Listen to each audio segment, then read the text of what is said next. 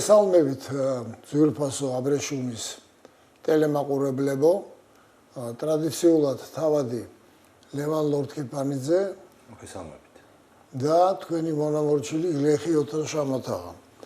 დღევანდელი ჩვენი გადაცემა მართალი გითხრა ცოტა მოულოდნელი არის პირველ რიგში ჩვენთვისაც. რამე თუ თლიანობაში ეძღვნება ერთ-ერთ ყველაზე იდუმალ პროფესიას, ოღონდ ამ პროფესიას მე მაქვს ეჭვი ასეთი რეალურად ესე უმაღლეს სასწავლებელში ვერ ისწავლე, ვერ დაეუფლები. ეს უნდა კონდეს სადღაც გულის სიღრმეში დაბუდებული ეს სურვილი, აკეთო ის, და ნიჭი. და ნიჭი, აკეთო ის, რაზეც დღეს გვექნება საუბარი. ანუ საუბარი არის ჯაშუშობაზე. რეალურად, ოღონდ ჯაშუშობაც არის და ჯაშუშობაც, რომელზეც ჩვენ გვაქვს საუბარი. ეს არის მსოფლიო მასშტაბის, აი ესეთი კოსმოპოლიტური რაღაც დიდი ქსელის პატარ-პატარა შეიძლება ითქვას უჯრედები, რომელშიც არიან თითოეული აი ეს ჯაშუში მოკალათებული და საქმიანობენ პირველ რიგში მე როგორც ადრე მეგონა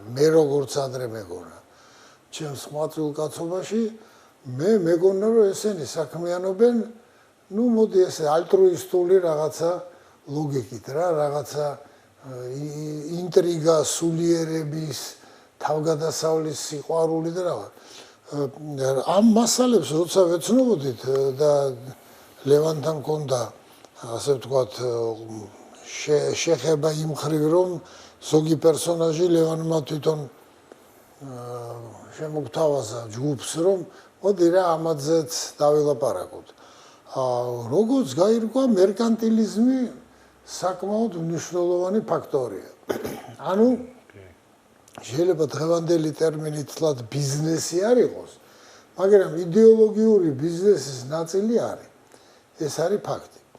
აი ამ წინაპირობის მერმე მე მგონი დადგა დრო რომ გადავიდეთ უკვე კონკრეტულ პერსონაჟებზე. კი ბატონო, ანუ ბეისბოლის ვარსკვლავი, ცნობილი მწერალი, ფერადი ლითონების სამეცნიერო კვლევების ბრიტანული ასოციაციის მდივანი რეფერენტი და ამერიკის ცენტრალური სადაზვერვო სააგენტოს თანამშრომელი, ისინი ერთმანეთს არ იცნობდნენ. მაგრამ მათ ჰქონდათ რაღაც საერთო.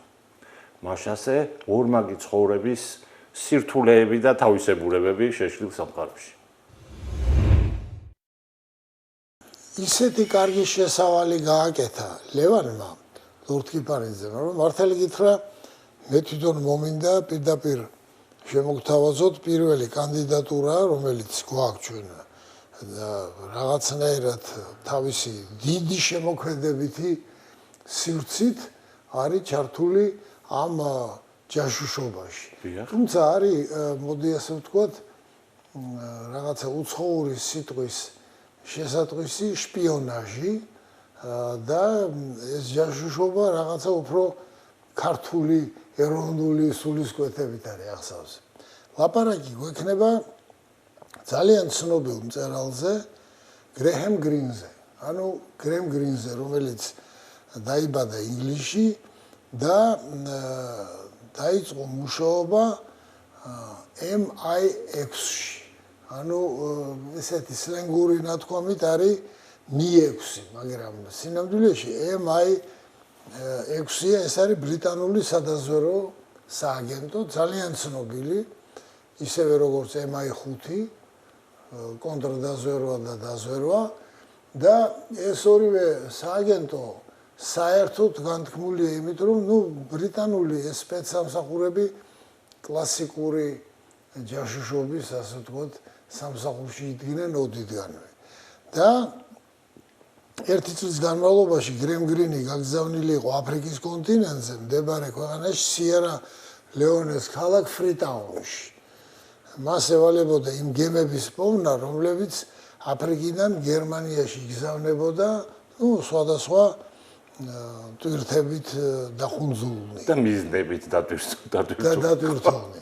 43 წელს გრემ გრინი ლონდონში დაბრუნდა და მან სამსახური თავის პროფესიულ სივრცეში გააგრძელა და აი აქ ხდება ძალიან საინტერესო შეხვედრა და თანამშრომლობა იწყება კიმ ფილბისთან, რომელიც იყო ლეგენდარული ზვერავი და ასევე შედიოდა იმ ცნობილ კემბრიჯულ ხუთეულში, რომელთა ლეგენდარული საქმიანობაც ასევე ცნობილია და რომელზეც მოუყევით ერთ-ერთ ჩვენ გადაცემაში ჩვენს მაყურებელს. ოღონდ გრემ გრინთან დაკავშირებით მაინც რომ დავაზუსტოთ, რადგანაც მწერალია ის, ესეთი ნაწარმოებები აქვს ჩვენი ადამიანი ჰავანაში, ცნობილი ძალიან, 7 ამერიკელი, ასევე ცნობილი კომედიანტები და საპატიო კონსული და ასე შემდეგ. ამ ნაწარმოებებში მისი პროფესიული ორმაგი სახე ჩანს, კარგი მწერლის და კარგი ჯაშუშის. წერისკენ მას უბიძგა ფსიქოლოგმა. დიახ. როდესაც მისმა ძალიან ყურადღებიანო მშობლებმა, რომლებიც ერთმანეთის ბიძაშვილები იყვნენ, ძვირფასო ტელემაყურებელო და თან რობერტ სტივენსონის ნათესავები, მოკლედ შეატყეს თავიანთ, ესე იგი 6-დან მე-4 შვილს. უცნაური ჩვევები და ეს ხშირი დეპრესიული გუნება, განწყობილებები, აქაოდ არაფერი გამოგჩესო და მიუყვანეს ის ექიმს 16 წლის ასაკში. გრემ გრინი მართლაც უჩვეულო ბავშვი იყო, გულჩათხრობილი თურმე მეოცნებე, სუსტი ფიზიკურად და ძალიან ბევრს კითხულობდა. და ყვარებია ძალიან ორი მწერალი. ესე იგი ჰაგარდი, რომელიც ითვლება ცნობილი ქვეჟანრის დაკარგული სამყაროს ფუძემდებლად და საერთოდ სათავგადასავლო რომანების ერთ-ერთი დიდო სტატია და ჩვენს მაყურებელს უთუოდ ემახსოვრება მისი ნაწარმოები სოლომონ მეფის საგანძური. დიახ. მართლაც საოცარი ნაწარმოები. ის იყო ცალკე იმ ბიბლიოთეკაში შედიოდა და დიდი სიამოვნებით კითხულობდა. საოცარი წიგნია, ფათერაკებით ახსოვსე და მეორე მწერალი ეს იყო კონრადი, ჯოზეფ კონრადი, ასევე ერთ-ერთი უდიდესი მწერალი ბრიტანელი. მისი ნაწარმოებებიდან გრემ გრინს ყვარებია ძალიან საიდუმლო აგენტი. მართლაც საოცარი ნაწარმოები. მამამისი იყო იმ სკოლის დირექტორი, სადაც თვითონ სწავლობდა. შესაბამისად კლასელებს ის დიდად არ უყვარდათ თურმე და არც ენდობოდნენ. თავადაც წერს, რომ მეც მიჭირდა მათთან ურთიერთობა, იმიტომ რომ თვლიდი რომ ზედმეტად ჭკვიანი ვარ მათთან საერთო ენის გასანახატო. მოკლედ მიზეზს მიემატა და სკოლაში ის გახდა საყოველთაო დამცირების და ჩაგვრის ერთგვარი ობიექტი. ურტყამდნენ წიხლებს, ტალახში აგორავებდნენ, თუმცა ფულს ართმევდნენ. ამ ყველაფერს ვერ გაუძლო ამ ბავშვის ფსიქიკამ და სცადა თავის მოკლა. მე კიდე ერთხელ სცადა. მე კიდე რამოდენიმეჯერ სცადა და ბოლოს აბები გადაუყლაპია და აუგუსტში გადაეშვა, რომ ეგებ უბრალოდ დავიხრჩო, მაგრამ გადაარჩინეს და სწორედ მაშინ მიიყვანეს ფსიქოანალიტიკოსთან და თან უბრალო ფსიქოანალიტიკოსთან კი არა, თვით იუნგის მოსწავლესთან, კენეთ რიჩმონდთან. რიჩმონდი გაესაუბრა გრემ გრინს და ურჩია, რომ მოდიო სიზმრები ჩაიწერე შენიო. მე ამ დღიურს მომიტანო და მე მოკლედ შევხედაო, და იმის მიხედვით ირჩეო როგორ იმოქმედება. და 1920 წელს ის იწყებს მოკლედ წერას და როგორც თვითონ წერს, მე ეს წერა მოეწონა და რიჩმონდს მოეწონა ის, რასაც ის წერდა.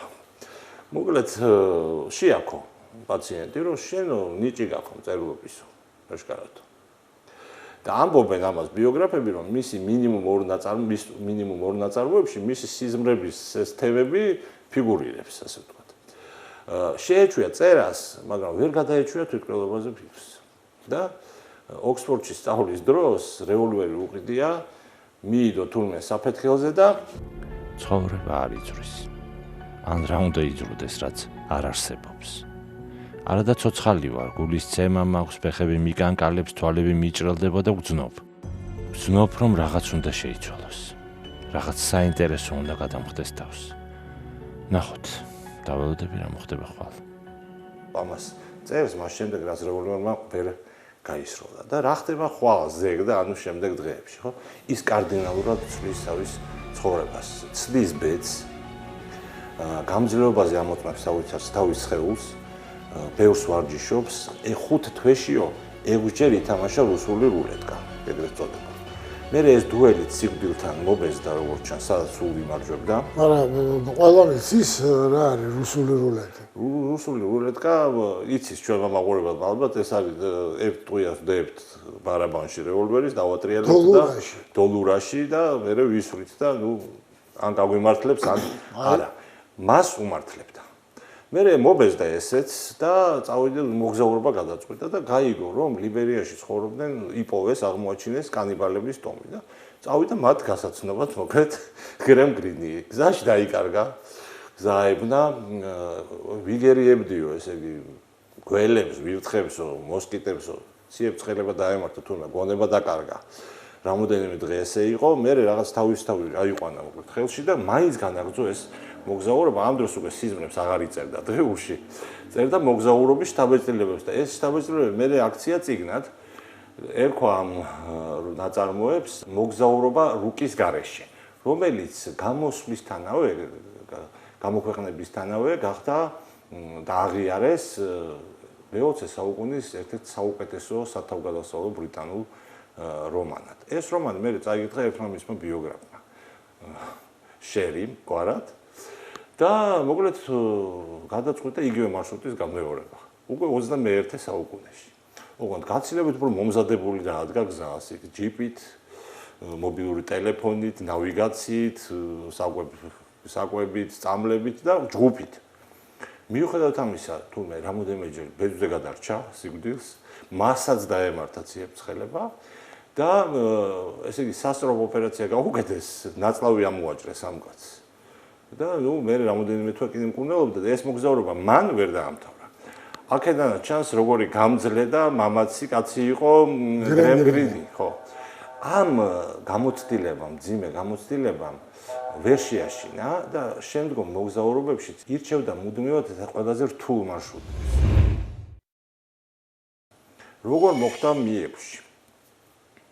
Mi-6-ში, ხო. ყველაზე ესეთი პოპულარული და ოფიციალური ვერსიით ეს მოხდა ნეპოტიზმის გზით. იმიტომ რომ მან ფაქტობრივად ოჯახური ტრადიციები გააგრძელა. მამა გიყავდა სკოლის დირექტორი, მაგრამ მისი ბაბუა იყო ესე იგი ბრიტანეთის საზღვაო დაზვერვის სამსახურის ფუძემდებელი. მისი ძმა ამხილეს იაპონიის სასარგებლო ჯაშუშობაში და მუშაობდა Mi-6-ში და მისი სიძეც იყო მაღალჩინოსანი სწორედ ამ სპეცსამსახურების. ამ ორი ადამიანის, ანუ დისა და სიძის დამსახურებაა, რომ ის მოხდა Mi-6-ში. ადამიანი, რომელსაც ჰქონდა მყიფე ფსიქიკა, სუიციდალური მიდრეკილებები და კომუნისტური პარტიის წევრი იყო სხვა შორის 18 წლის ასაკში გაწევრიანდა. ანუ გამოდის, რომ ამ ორმა ადამიანმა ფაქტობრივად შეუძლებელი შეძლო. ან ეგებ ესეც არ იყო საქმე და საერთოდ ეს თვითმკვლელობების ცდილობები კომუნისტურ პარტიაში მისი გაერთიანება Mi-6-ის მიერ შექმნილი საგანგებოდ მისთვის ამ ჯაშუშური ლეგენდის ნაწილი იყო. კაცმა არ იცის. იქნებ არც ესეთი სუსტი იყო და დაუცველი სკოლაში. იმიტომ რომ ფაქტია, რომ ლიბერიის გამოცდას მან გაუძლო, ხო? მერე უკვე Mi-6-ში მოღვაწეობის დროს, ესე იგი, ურთულეს მისიებში მიიღო მონაწილეობა ჩინეთსა და კორეაში. ზამბიაში და კენიაში, ძირფასო ტელემაყურებლებო, გაიარა ქარცეცხლში ცნობილი ანტიბრიტანული აჯანყების, ერთ-ერთი ყველაზე სიცხლიანი აჯანყების, მაუ-მაუს აჯანყების ამ ქარცეცხლში გაიარა და უნებელი დარჩა. კონგოში იჯდა კეთროვანებთან ერთად კოლონიაში. პრაღაში კომუნისტურ რევოლუციაში მიიღო მონაწილეობა და პანამაში. პანამაში, ხო. სხვათა შორის პანამაზეც არის წერია, რომ პანამაში ძალიან კაი ურთიერთობა ქონდა გენერალი იყო ასეთი ომარ ტორიხოს ცნობილი. დიახ. იმ პერიოდში ნაწილობრივ ეს არის ჯონ პერკინსის წიგნში ასახული, რომელსაც ქვია ეკონომიკური მკვლელის აღსარება.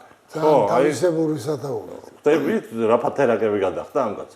ესე იგი, ისრაელში ეგვიპტელები დაესხნენ თავს და დაცხრილეს და გადარჩა. მარსელში მაფიამ გამოუტანა სასიკვდილო განაჩენი და მაინც უნებელი დარჩა. ჰაიტიში იყო ერთი დიქტატორი, ჯუალიე, რომელმაც დაადევნა სიკვდილის ესკადრონის ჯარისკაცები. პაპადოკ. მათაც გადაურჩა ეს კაცი. ბრიტანეთში სახლი დაუბრუნდეს მეორე მსოფლიო ომის დროს გადარჩა და არის კიდე ისეთი მოგონება რომ სნაიპერიო მოგრეთ ნადირობდა ჩემზეო და დღე და ღამე გაუნძრევლათო ვიწექიო ბრინჯის ყანაშიო მოგრეთ სამდე ამ სნაიპერმა არ დამალება თავიო. აი რამდენი ადამიანის ფსიქიკა და ჯანმრთელობა გაუძლევდა მსგავს გამოცდას. და გაიტიზე აი ამ ცნობილ მის ვოიაჟებს მოყვა კომედიანტების ცნობილი ეს ნაწარმოები. აი ეს არის მთავარი კიდე რომ ის სხვა ჯაშუშებისგან განსხვავებით თან წერალი ჯაშუში იყო. კი. ანუ თან მიექვსი სამოპერაციებში იღებდა მონაწილეობას და თან წერდა ამის შესახებ და ქმნიდა მართლა მსოფლიო ბესტსელერი. თუმცა არ წერია რომ საბჭოთა კავშირის 68-დან 80 წლამდე ესე იგი როცა ის მხარს უჭერდა სინიავსკის და დანიელის სიმპათიები გამოხატა ამის პროტესტის და მისი გამოქვეყნებები აკრძალეს დროებით 91 წელს. რა თქმა უნდა ამ ხრივათაც ძალიან საინტერესო ფიგურა გახდა, ხო? ხუმრობა ხო არა ეს 63-მდე რომანი, მოთხრობა, პიესა, სცენარი დაწერა ამ კაცმა. უკვე ვახსენეთ, ხო, ჩვენი კაცი ჰავანაში, წყნარი ამერიკელი შიშის უწყება და ასე შემდეგ და ასე შემდეგ. ძალიან ცნობილი ნაწარმოები. საინტერესოა თვითონ მისი პერსონაჟებიც. ისინი არ გვანან ჯეიმს ბონდს მაგალითად. ერთი შეხედვით არაფრით გამორჩეული ადამიანები არიან. მაგალითად, ჩვენი კაცი ჰავანაშის მთავარი პერსონაჟი მტვერსასრულთებით ვაჭრობს და თან ჯაშუშია. ძალა და დიდებაში არის მღვდელი და თან ნარკო ბიზნესში არის ჩართული ეს კაცი. ნუ ეს კამუფლაჟი. ხო, წყნარ ამერიკელში ჟურნალისტია მთავარი გმირი. წყნარი ამერიკელი ძვირფასო ტელემაყურებელი ორი ეკრანიზაცია არსებობს ამ ნაწარმოების, ორივე ვარსკვლავური, ოდი მერფი თამაშობს ძველში და ახალში თამაშობს სერ მაიკ კეინი, რომელიც ოსკარის, ოქროს გლობუსის, ბაფტას ნომინანტი გახდა ამ როლით. და ასეთი ნაწარმოებები ჰქონდა, სადაც ძალიან წყნარი ჯაშუშები იყვნენ, თითქოს და ორმაგი ცხოვრები და ეს გმირები მართლაც გავდნენ მას.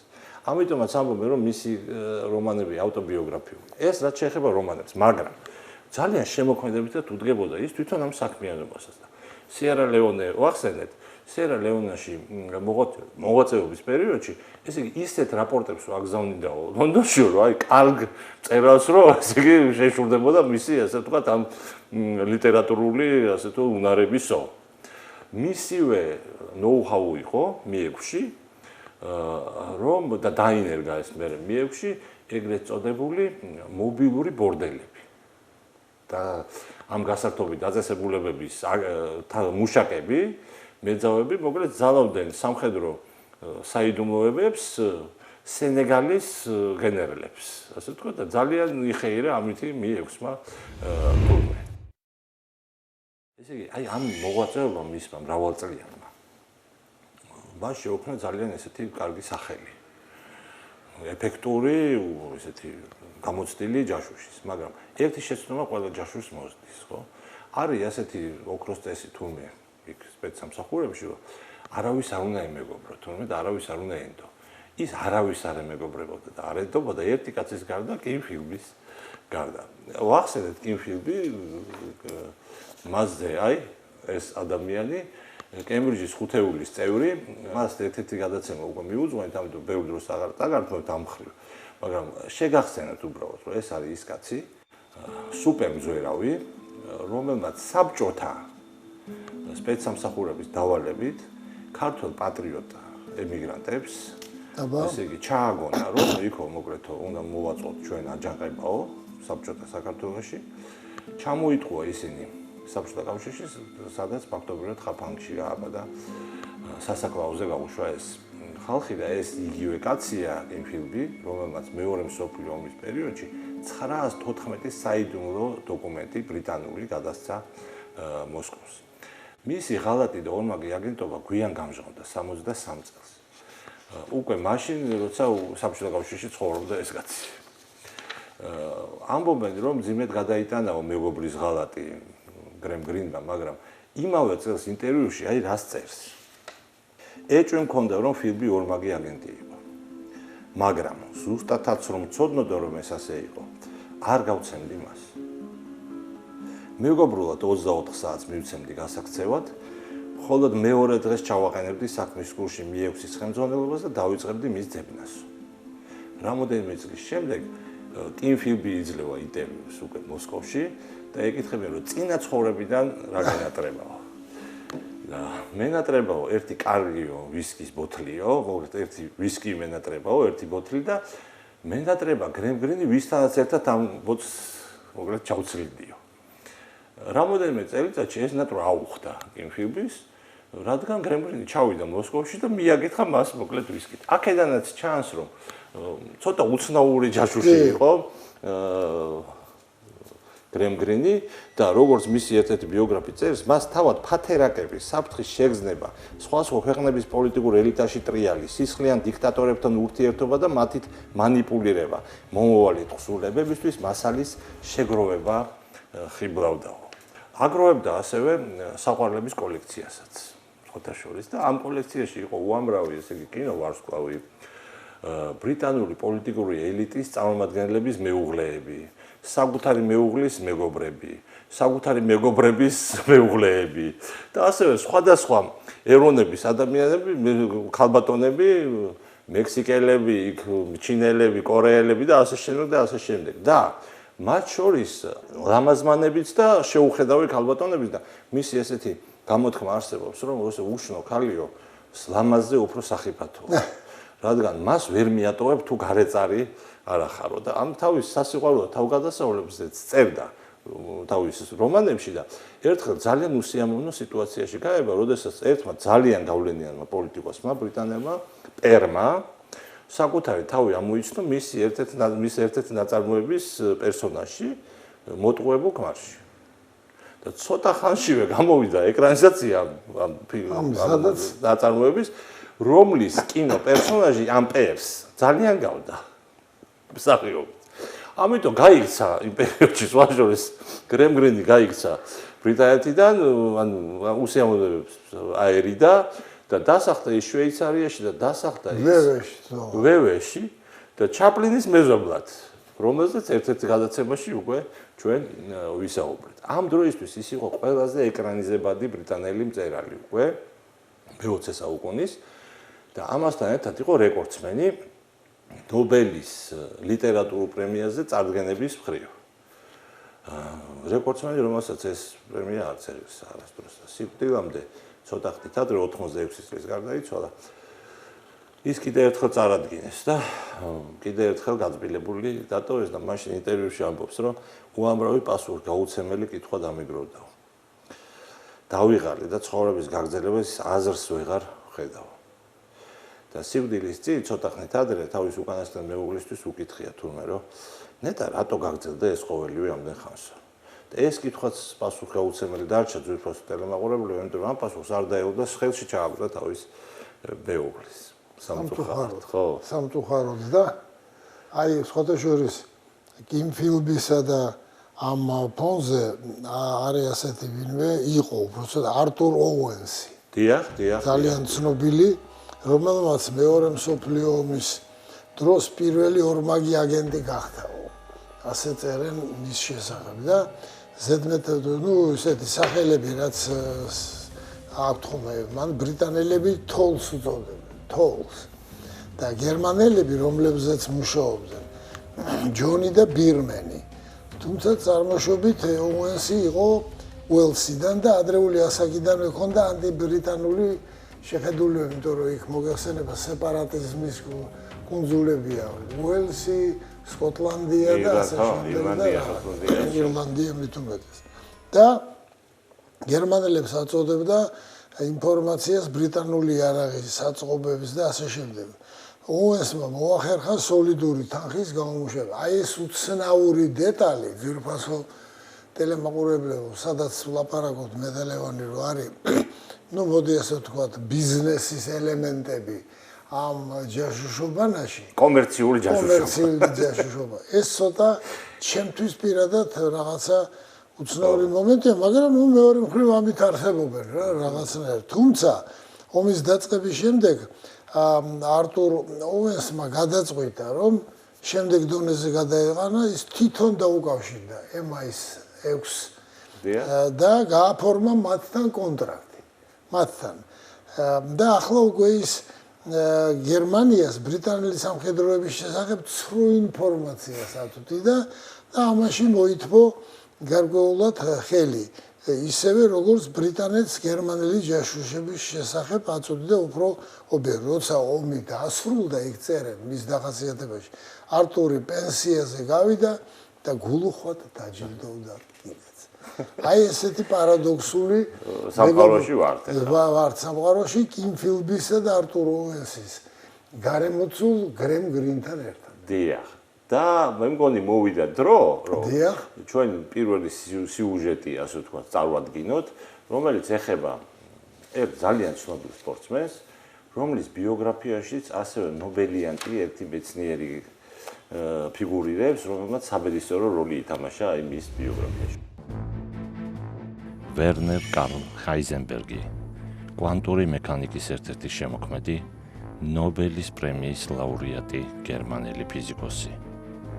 მეორე მსოფლიო ომის დროს ხელმძღვანელობდა გერმანიის ბირთვულ პროგრამას და ცდილობდა შეექმნა ატომური ბომბი ჰიტლერის დავალებით. ერთ დღეს კი მისი და ბეისბოლის ამერიკელი ლეგენდის მო ბერგის გზები გადაიკვეთა. სწორედ ამ საბედისწერო შეხვედრის შესახებ კი ამბობთ ჩვენს სიუჟეტში.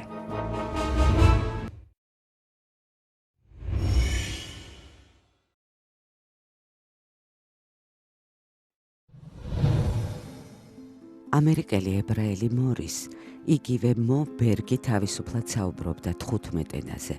ბეისბოლის მთავარ ლიგაში თამაშობდა და ინტელექტის კოეფიციენტი 170 ჰქონდა, რაც 10-15 ქულით მეტია ნობელის პრემიის ლაურეატებს შორის საშუალო კოეფიციენტზე.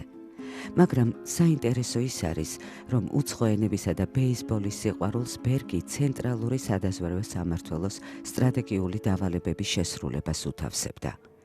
მეორე მსოფლიო ომის დროს სამხედრო დაზვერვაში იღებდა მონაწილეობას და იმ ადამიანთა პატარა ჯგუფის წევრი გახლდათ, რომლებსაც მსოფლიო მნიშვნელობის საიდუმლო დოკუმენტებთან მიუწვდებოდათ ხელი.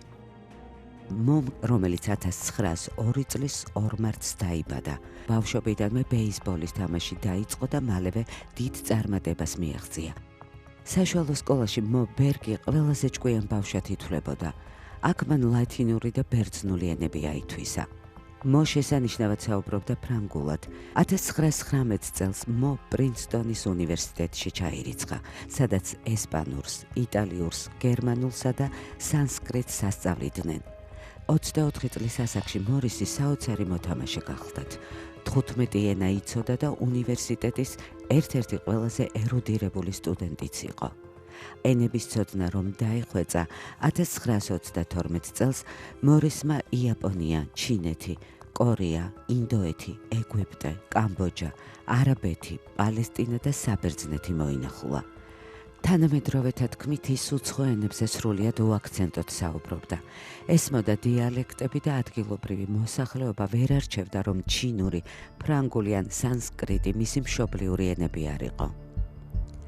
32 წლის ასაკში ორმაგი ცხოვრების მიმდევარი მორის ბერგი იაპონიაში დაბრუნდა იმ დროის ყველა ვარსკვლავის მატჩში რომ ეთამაშა.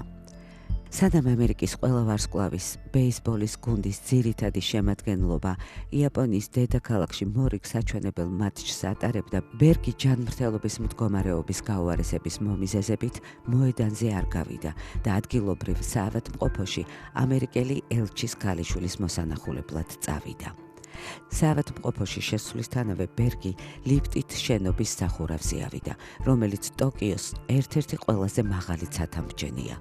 იქ ჯიბიდან პორტატიული კამერა ამოიღო და იაპონიის დედაქალაქის დეტალური პანორამა გადაიღო.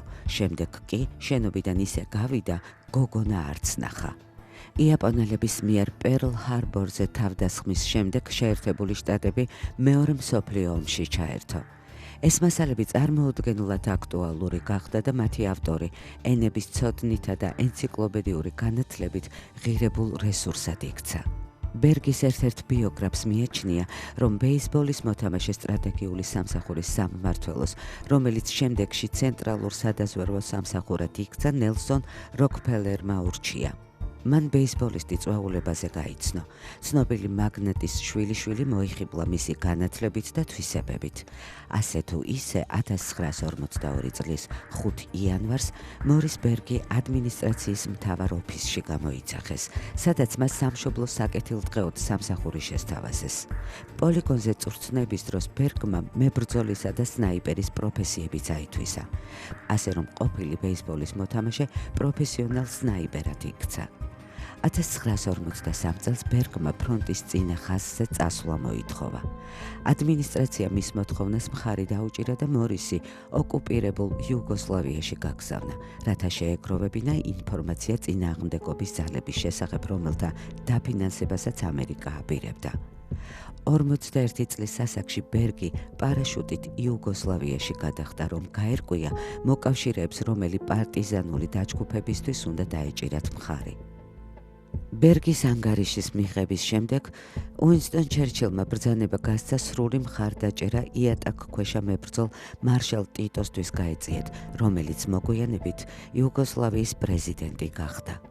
არავინ იცის, რა მოხდებოდა იუგოსლავიაში მორის მაშინ სხვა ლიდერი რომ აერჩია.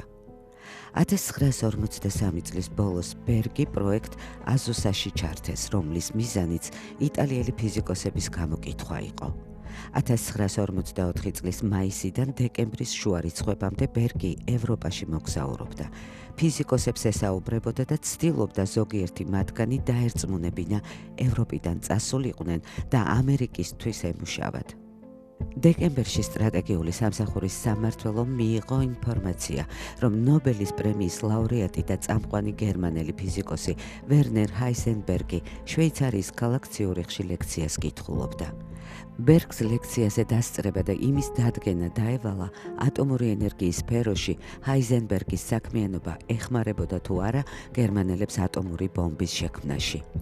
თუ ბერგი დაასკვნიდა, რომ ეს ასე იყო, მას ჯერ ჰაიზენბერგი უნდა მოეკლა, შემდეგ კი ციანიდით თავი მოეწამლა. ჰაიზენბერგის გამოსვლაში ბერგს არაფერი ენიშნა იმის მსგავსი, რომ ნაცისტები ატომური იარაღის შექმნასთან ახლოს იყვნენ. ვერნერის შესახებ ბერგის მოხსენება ამერიკული ატომური პროგრამის ძირითად წევრებს შორის გავრცელდა და ბრიტანეთის პრემიერ-მინისტრამდე, უინსტონ ჩერჩილამდე და პრეზიდენტ ფრანკლინ რუზველტამდე მივიდა. როდესაც რუზველტმა ანგარიში მიიღო, მან ჩაილაპარაკა: დაემშვიდობეთ ბეისბოლისტს. 1945 წლის 25 აპრილს მო ამერიკაში დაბრუნდა და მალევე სტრატეგიული სამსახურის სამმართველოდან წავიდა. უმუშევარი და ჯიბე გაფხეკილი სუპერაგენტი ნათესავებთან ცხოვრობდა. ცოლი არასდროს მოუყვანია. მისი ძმა სემი ამტკიცებდა, რომ ის დემენციით იტანჯებოდა. ბერგი 1972 წლის 29 მაისს 70 წლის ასაკში ძველი ტრავმისგან გარდაიცვალა. მორის ბერგის ბოლო სიტყვები მის დიდ სიყვარულს ბეისბოლს ეხებოდა. როგორ ითამაშა დღეს მეცმა? მეცი ნიუ-იორკის ბეისბოლის გუნდი იყო. იმ დღეს მეცმა გაიმარჯვა. მორის ბერგი კი ამ ქვეყნიდან წავიდა.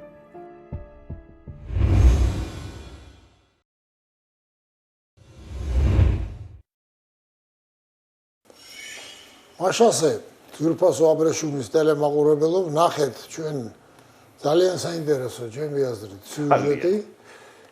ვინმე მობერგის, ანუ ძალიან თავისებური შეიძლება ითქვას სპორტსმენის, ოღონდ პოლიგლოტის, რომელიც 15 ენაზე თავისუფლად სასწაულებრივი რაღაცაა რა. მე არც მახსენდება სხვა მსგავსი სპორტსმენი. არა, ნუ ესეთი რაღაცა. ასეთი ნიჭი. ხო, ასეთი ნიჭი დაჯილდოებული მართლა საოცარი. და აქედან მისი მოდი ესე ვთქვათ, ერთი ნაბიჯი ნაღდად აღარ არის, გადავდივართ ერთ უნიკალურ ჩემის აზრით ჯაშუშზე. ნამდვილად. შეიძლება ითქვას, აი ხო არის რაღაცა მხატვრებში რო არის ცნობილი მხატვარი, ნიჭიერი და არის დიდი მხატვარი. აი ესეთი დიდი ჯაშუშია ადამიანი, რომელსაც ოფიციალურად 1951 წლის გაგეცინება ძვირფასო აბრეშუმისთან 26 მაისს არის დაბადებული. აჰა. და მისი სახელი არის Aldrich Hazen Rick Ames. ანუ 26 მაისს რა მოხდა ასეთი არ ვიცი, რატომ საქართველოს დამოუკიდებლობის დღეს მიეძღვნა, თუმცა ხდება ასეთი რაღაცა. და ქართული კვალი ვის ბიოგრაფიაში ჩანს, ამაზე მე ვიტყვით ერთი-ორ კი, უდაოდ და რაც თავია დღემდე ცოცხალი. აქ ამ საბუთების ქექვისას ძალიან მომეწონა მისი დახასიათება. ის იყო თანამშრომელი ცენტრალური ამერიკის ცენტრალური სადაზვერვო სამმართველოს კონტრდაზვერვითი დეპარტამენტის მუშაობდა 31 წელი და მერე საბჭოთა განყოფილების ასე ვთქვათ საერთაშორისო დონეზე კურირების, რომელიც ასევე ცენტრალურ სადაზვერვო სამმართველოში შედიოდა, მისი კურატორი იყო. და მერე როცა მოხდა ეს ტრაგიკული ამბები 1994 წელს ის შპიონაჟში იქნა მხილებული და მიესაჯა ყოველგვარი განთავისუფლების მცდელობის გარეშე მუდმივი პატიმრობა, სადაც ეხლაც კი ზის ფედერალურ ასეთ ციხეში ინდიანას შტატში. ეიმსმა გასცა 25 ამერიკელი აგენტი 25 იმ რაოდენობიდან, რომლებიც იყვნენ საბჭოთა და რუსეთის მოქალაქეები და მუშაობდნენ ამერიკულ სპეცსამსახურებზე და 10 ამ 25-დან იყო დახვრეტილი. კი. და რეალურად მას შეერთებულ შტატებში ჰქონდა ასეთი სერიული მკვლელი ზედმეტ სახელი.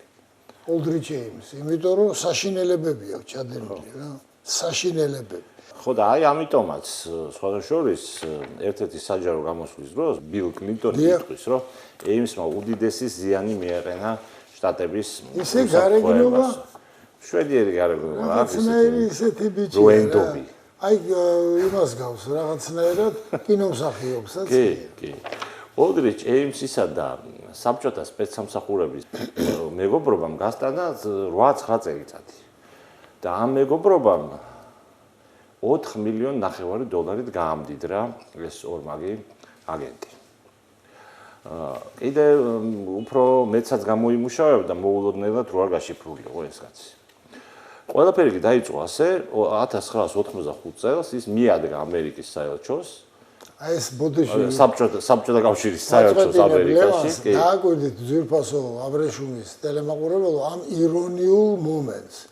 ანუ რაღაცა ჯაშუში მიდის ბიუროკრატიული გზით საელჩოში. საბჭოთა კავშირის საელჩოში მივიდა და დაცვას დაუტოვა წერილი. მე Aldrich Amesი ვარ.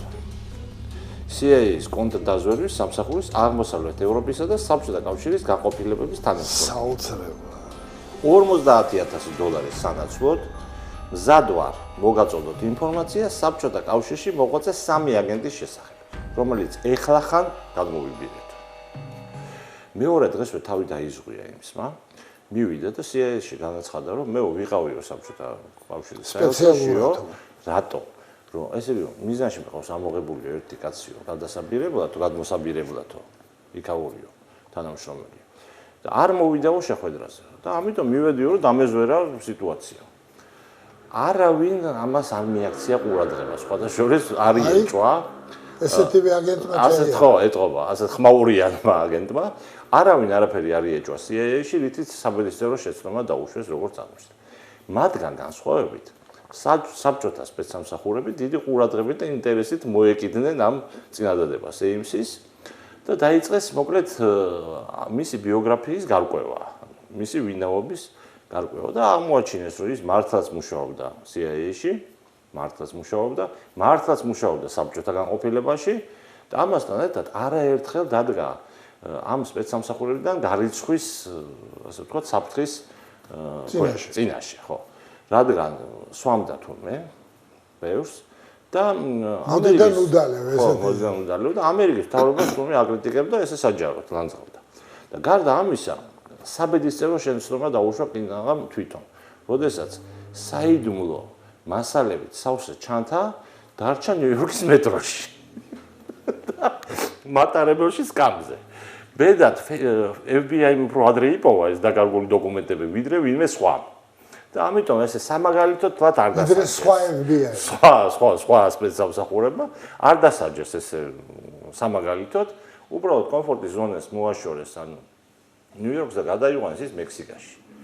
სამუშაოდ. მექსიკაში შესაშური ტემპერამენტი გამოიჩინა ამ კაცმა, საყვარელზე იცვლიდა თურმე და იქ გადაეყარა ერთ საბედისწერო ქალს. მარია დელ როსარიოს, რომელიც ინფორმატორი იყო CIA-ის თურმე მექსიკაში და აქ რა ხდება და რომელიც მერე გახდება მისი სხვა შორის ოჯახის დანგრევის მთავარი მიზეზი ეს ალბათ. აქ კიდე რა ხდება? თუ ამ უწყების ორი თანამშრომელი რამე მსგავს დააპირებდა რომანტიკულს, ხო? უნდა ეცნობებინა ხელმძღვანელობისთვის და მათ ეს არ გააკეთეს და ამით დაარღვიეს ასე ვთქვათ წესი. მაგრამ უფრო სერიოზული პრობლემის წინაშე დადგა AMC ცოტა ხანში, როდესაც დათვრა ერთ-ერთ მიღებაზე მექსიკაში, იქ მოკლედ ჩხუბი მოუვიდა კუბელ დიპლომატთან, გაიწია მის საცემად მოკლედ და ძლივს დააშოშ. მინას ეს კაცი და ნუ სხვა გზა აღარ იყო, დააბრუნეს უკან ამერიკაში AMC. გაამწესეს, ამ დროს გაამწესეს ის უკვე საბჭოთა განყოფილებაში და მოკლედ ნუ ჩააბარეს თვითონ კურატორობა ამ საქმის. დარწმუნდნენ რა საბჭოთა სპეცსამსახურებში ეს კანდიდატი იყო იდეალური სათანამშრომლოდ, დაიწყეს შესაბამისი სახსრების მოძიება მოკლედ მასთან სამუშაოდ, ხო. ეხლა რას ყვება თვითონ ერთ-ერთ ინტერვიუში AMC. ის რაც გავაკეთე, ნებაყოფლობით და საკუთარი ინიციატივით გავაკეთე.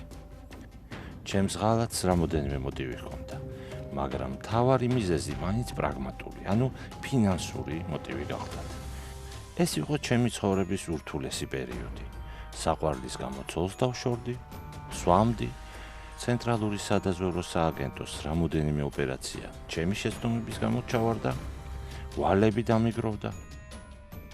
მოკლედ ფული მჭირდებოდა ცხოვრების ახალი ფურცლიდან დასაწყებად. აღიარა ამ ორმაგმა აგენტმა უკვე როცა დააპატიმრეს მას შემდეგ. ეხლა ძნელია ეჭვში არ შეიტანო მის გუცბელობაში კაცის რომელმაც სამშობლოს უღალატა, ხო, მაგრამ ამ შემთხვევაში როგორც აღმოჩნდა არ ცრობდა AMC. დაშორების შედეგად მთელი მათი საერთო ქონება დარჩა ყოფილ მეუღლეს და ახალ მეუღლეს, ანუ მარია როსარიოს, არანაკლები მადა აღმოაჩნდა.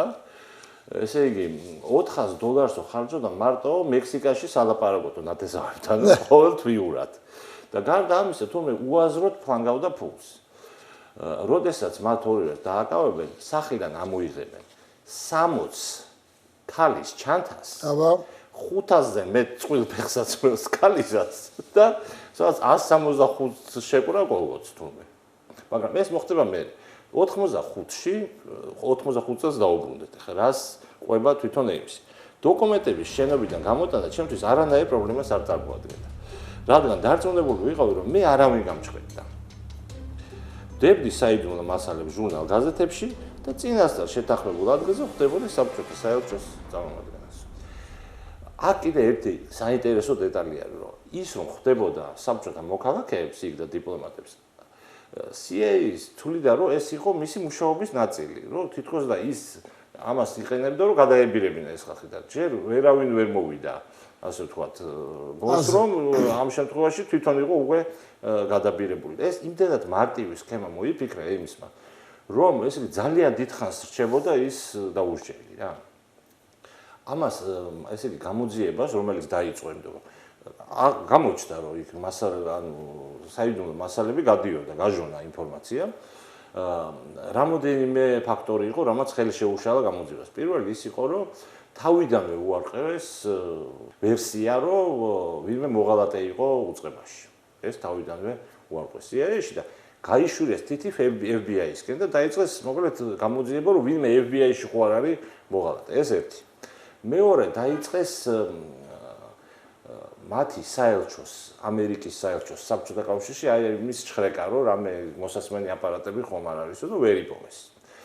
ამას გარდა ცნობილია ეს მუდმივი ქიშპობა FBI-სა და CIA-ის შორის და ისინი იმ პერიოდში მოკლედ ერთმანეთს დიდად მოპოვებულ ინფორმაციას არ უცვლიდნენ თურმე. და ბოლომდე არც ენდობოდნენ.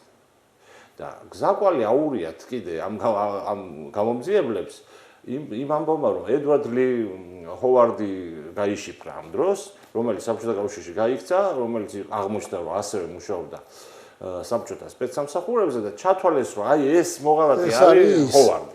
მაგრამ მე გაგრძელდა მოკლედ ამ აგენტების გაქრობა, მათი აგენტების გაქრობა საბჭოთა კავშირში და მიხვდნენ იმას, რასაც ქართველი კლასიკოსი მიხვდა უფრო ადრე, აკაკი წერეთელი, რომ ბედნიერება ამ ქვეყნად შეერთებული შრომა. და დაიწყო ეს მოკლედ თანამშრომლობა FBI და CIA. შექმნეს ჯგუფი და რომელიც კვალზე გავიდა EMS-ის მხოლოდ 1993 წელს. ამ 8 წლის განმავლობაში, ესე იგი 25 აგენტი ჩავარდა, 100-ზე მეტი საიდუმლო ოპერაცია. დახვრეტილთასია, დახვრიტეს ეს ნაწილი ამ ხალხის დახვრიტეს, ნაწილი გადაიბირეს. 100-ზე მეტი სპეცოპერაცია ჩავარდა ამ პერიოდში სხვა შორის ამერიკული სპეცსამსახურების და სწორედ ამიტომაც შეარქვეს მას სერიული კვლელი CIA-ში. ხოლო საბჭოთა დაზვერვაში მას ჰქონდა მეტსახელი ლუდმილა. არის ძალიან ისეთი ირონიული მომენტია, რაღაცა სპეციალური. და როგორც ამბობენ, ეგ არ ვიცი, ხა ლევანმა უფრო იცის, თავადიშვილები უფრო არიან, ასე ვთქვათ, გაცნობიერებულნი ჯაშუშური საქმიანობის და ქსელების ამბით, ოლდრიჩ ეიმსი როდისღაც თურმე საქართველოში ყოფილა. ხო, აი ეს არის ძალიან საინტერესო ამბავი სხვათა შორის. ძალიან საინტერესო ამბავი. ჯერ ერთი, ესე იგი, ორჯერ, როდესაც ეს გამოძიება მიმდინარეობს, ორჯერ გაიყვანეს სიცოცხლის დეტექტორზე ეს კაცი. ხო. და ორივე გამოცდა მან ჩააბარა. მერე თავს იწონებდნენ საბჭოთა სპეცსამსახურების ვეტერანები, რომ ესო ჩვენ ესე გამოწვდენითო ესეო ეს ვავარჯიშეთ, როგორ უნდა მოქცეული იყო იქ. ეს ერთი და მეორე ასევე საიდუმლოდ შეება ბოლო-ბოლო რა შეცდომა დაუშვა იმისმა ესეთი საბედისწერო როდის გაიშიფრა ის. ამაზეც ბევრი ვერსია არსებობს სხვათა შორის. ერთ-ერთ ვერსიაში საქართველო და ერთი ქართველი ცნობილი პოლიტიკოსის ფიგურებს, მაგრამ ამაზე ახლა მოდით არ გვინდა ლაპარაკი. ძირითადი ვერსია არის ორი, ერთი არის რუსული ვერსია, მეორე არის ამერიკული ვერსია. რუსული ვერსიის მიხედვით ის ჩაუშვეს თვითონ რუსებმა. ძვირი გვიჯდებოდა ძალიან. 4 მილიონი ნახევარი გადაუხადეს ჯგუფოსო ტელემაყურებელო 8 წელიწადში ამ კაცს. აქ კიდე ერთი საინტერესო ამბავია, რომ ჯერ კიდე 99 წელს ამ საგამოძიებო ჯგუფის ერთმა წევრმა აღმოაჩინა, რომ EMS-ების ოჯახი ბევრად მეც, ესე იგი, ხარჯავდა, ვიდრე ოფიციალურად ჰქონდათ შემოსავალი. მაგრამ ამასაც ყურადღება რატომღაც არავინ არ მიაქცია მაშინ. ფაქტია, რომ მას ძალიან უმართლებდა, ან რაღაცა სხვა რამეში იყო საქმე, რასაც FBI და CIA ვერ მიხვდა და ჩვენ მით უმეტეს ვერ მიხვდებით, ხო? როდესაც აკავებდნენ EMS-ს, ყვიროდა თურმე, რომ ეს თქვენ დიდ შეცდომას უშვებთ, სხვაში გეშლებით და ასე შემდეგ და მე ძალიან დიდი ხმაურიანი სკანდალი მოყვა მის საქმეს. ორ ქვეყანას შორის ურთიერთობები ძალიან დაიძაბა. ბილ კლინტონი გამოვიდა წინადადებით, რომ ყველანაირი ფინანსური დახმარება შეწყვეტილიყო უკვე დემოკრატიის გზვითომ და გზაზე დამდგარი რუსეთისთვის. და სენატის ოფიციალური განცხადება იყო, რომ ჩვენ ეს ყველა ფასეული ჯაშუში დავკარგეთო აი იმ პერიოდში, აი ამ 8 წელიწადშიო. პერსონა ნონ გრატად გამოაცხადეს რეზიდენტები ერთმანეთის ამ ორმა ქვეყანამ. ამერიკული ვერსია რა არის ხა? მისი ასე ვთქვათ გამჟღავნების, რომ როგორც წერს მერფი იმ პერიოდში ამ საბჭოთა განყოფილების ხელმძღვანელი ყოფილი წერდა, რომ EMS-მა სიფრთხილე დაკარგაო და დახარბდა ფულს და რუსეთისთვის ერთ-ჯერზე უზარმაზარ ინფორმაციის გადაცემას სცადაო. რაც უკვე ჩვენი მხრიდან შეუმჩნეველი ვეღარ დარჩებოდაო და თავად EMS-ი ამბობს საინტერესო სიტყვებს, ამერიკელებზე მეტადო ამერიკის სასარგებლოდ მომუშავე იმ საბჭოთა ჯაშუშების მეშინოდაო, ვის შესახებაც არ მქონდა ინფორმაცია და ვისი ჩაშვებაც ვერ მოვასწარიო, ასე ვთქვათ რა. და არის ესეთი კიდე ექსპერტი, ნიკოლაი დოლგოპლატოვი, რომელიც რუსულ, ასე ვთქვათ, სპეცსამსახურების ისტორიას იკვლევს, ის წერს, რომ EMS-ისთვის უვადო პატიმრობის მიზნის შემდეგ რუსულმა მხარემ რამოდენიმეჯერ სცადა მისი გამოხსნა, მაგრამ არაფერი გამოგვივიდაო. და ის მოკლედ დღემდე ცოცხალია და ინდიანას ციხეში, კაცრი რეჟიმის ციხეში, მოკლედ ითვლის დღეებს. აი, ხო და ეხლა ვისაუბრებთ ერთ კიდე ჯაშუშზე, რომელიც ANC-ს მსგავსად საბჭოთა სპეცსამსახურებზე მუშაობდა, მაგრამ ANC-სგან განსხვავებით მის მიმართ მართლმსაჯულება ბევრად ნობრიერი აღმოჩნდა.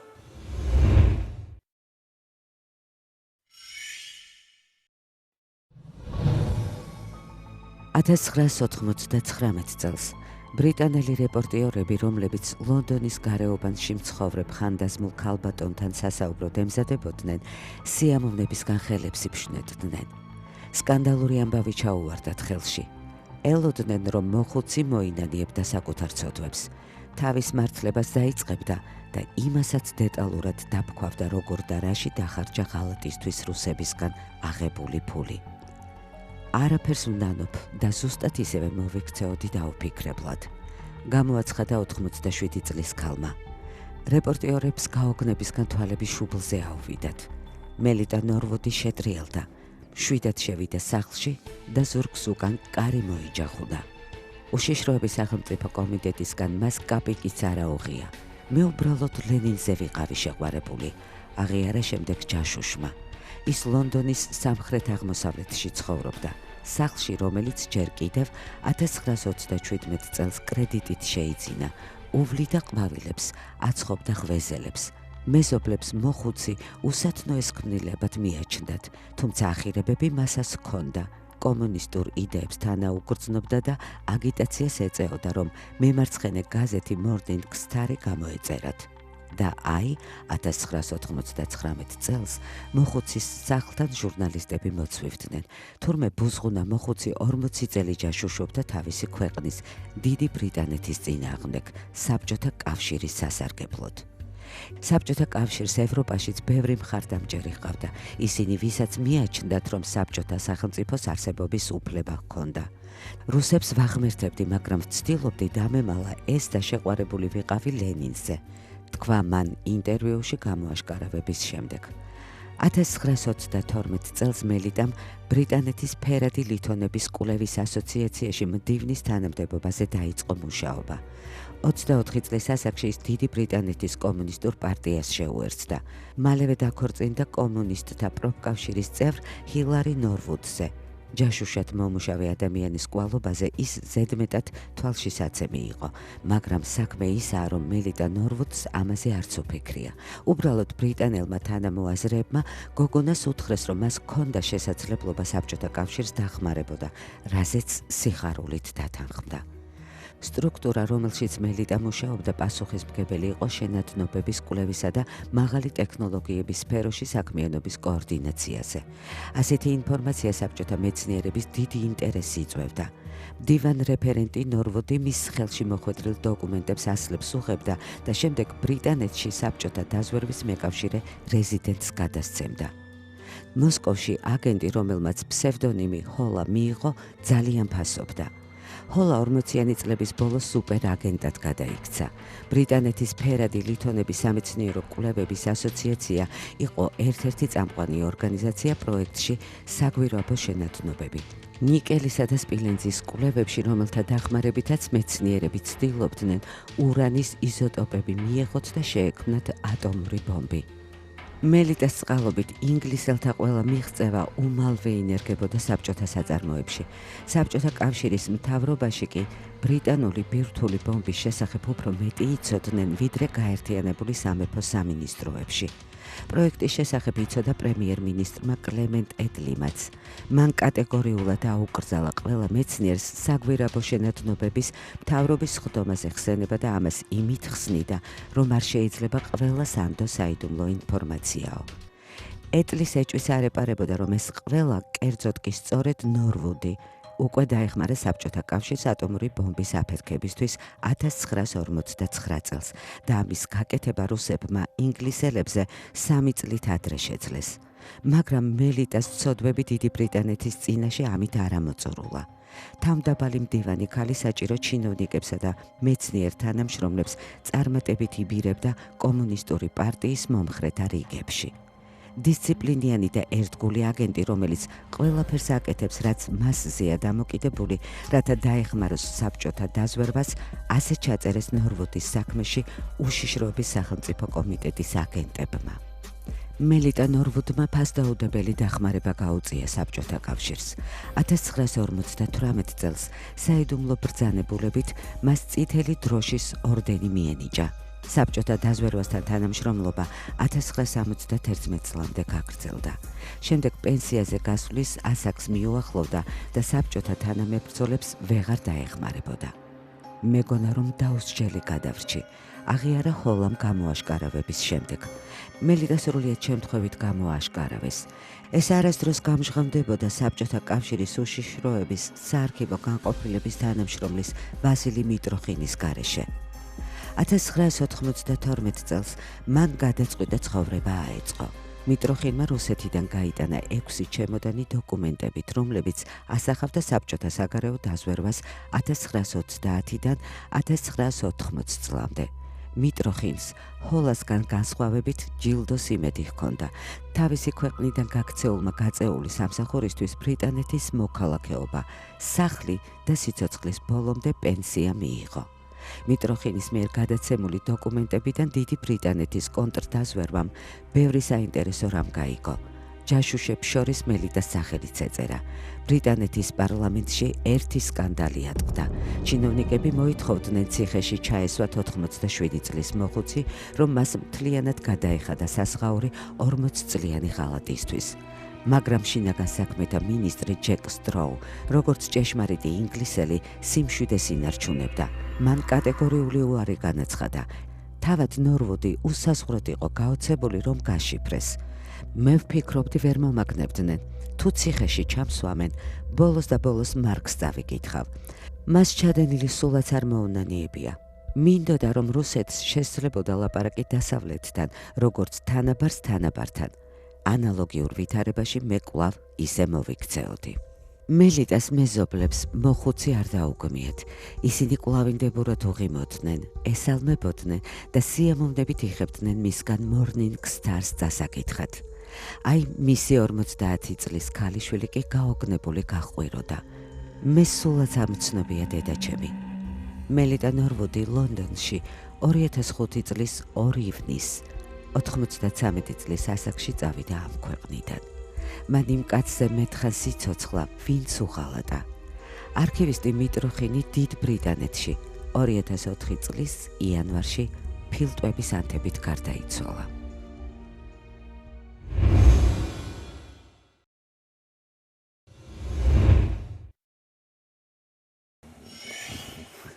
ჩვენი გადაცემისთვის განკუთვნილი დრო ფაქტობრივად ამოიწურა.